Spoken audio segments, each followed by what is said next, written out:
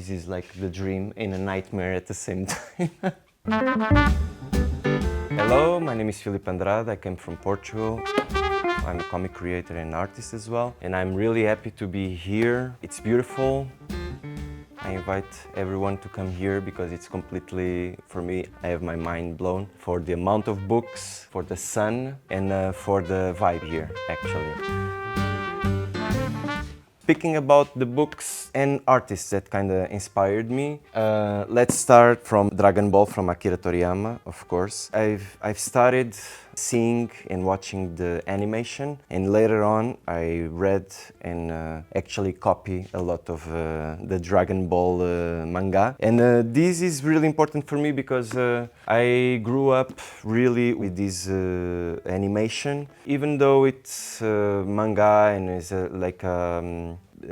like for kids in a way, has a lot of moral and ethics that kind of shaped me in the artistic way. I never wanted to be like Son Goku. I prefer to be like Vegeta, that is like the second character, because the attention is completely different. But I loved always how the characters interact. I always loved how the worlds were built, and I always loved how the characters developed themselves in this world that the Akira curated and created. So Dragon Ball is really one of my main references, not for the fight scenes or for the powers, but actually really for these sensitive positions and sensitive inceptions that is in a subconscious level. They are in the characters that filled this book and the animation. I've seen this from when I was 9 years old up until like maybe 13, 14. Of course, I was watching other things, but for example, I was doing something, let's say a comic, but it was not a comic, it was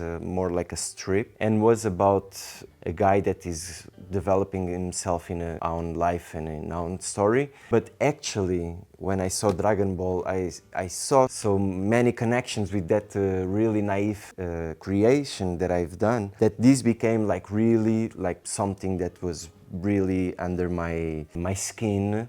And actually, I started to make some money out of some drawings that I was doing. I was stopping the video and I was copying from distance the characters, and I was doing an illustration, and I was doing prints out of it and selling for 10 cents or whatever. It was like a way to have money to buy some ice creams and chips and stuff like that. So this one helped me also to build my career and my willing to go to the snack bars and stuff like that.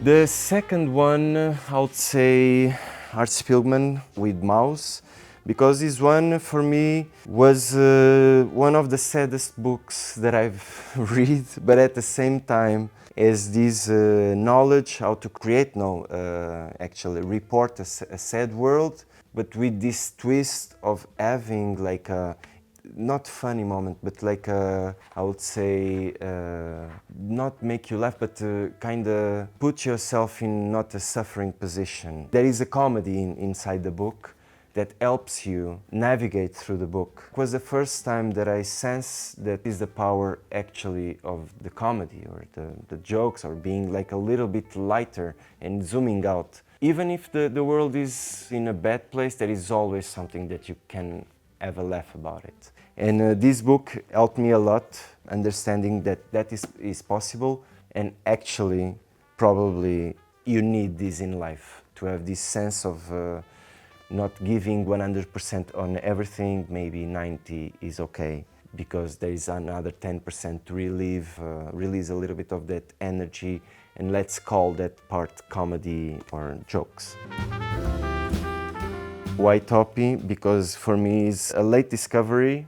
Like I discovered him when I was like maybe 20, 21. And when I discovered him, I wanted to copy everything from him. Not speaking about any book in particular, because I'm not following him by his sense of narration, but by the sense of design. This guy is like a school for me. and I've seen some interviews with him also, and he's just a guy that is so important for so many comic artists that look up for him as an influence, even for the biggest ones, and he was always like a chill guy. Another lesson that I've got from this guy is like willing to do something that he loves, but at the same time there is a sense of not respecting himself like crazy in a way that he doesn't feel like a star, even though he is a star and was a star, let's say. But the book is beautiful, and I mean, it's a mix of realism, the treat, the figures, the design, these little things. I always loved it, because this is nothing but is everything. It's just the way that he draws and communicates like these little things. The white, the emptiness, the balance in between dark shades and light shades. Just the way that he projects the things from one panel to the other. Even though that I don't work that way, just to know that somebody that exists did it in a way that probably is one of the best expressions of this kind of stuff. It's a book that often I go there just to copy and to be actually inspired by this guy. This guy is like a little god for me.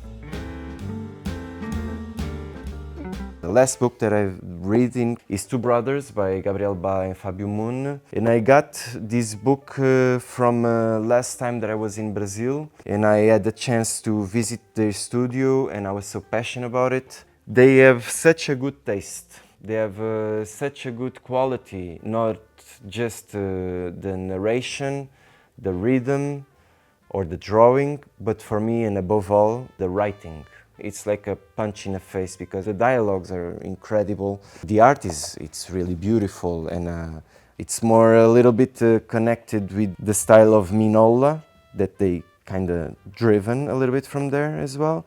But just for example, in the beginning there is a page that I love. It's just so beautiful, because for me it's cinema. The pictures are beautiful, but then you start to read and it's even more beautiful. So for me, these guys have this sense of being somebody that the drawing is already so good, but then when you flip and you read the words, you're transported for another world. There are not that many artists that have this singularity of writing better than they draw, even though the drawing is already top-notch. So if you didn't read anything from them, please do make yourself a favor and pick up this one or another one.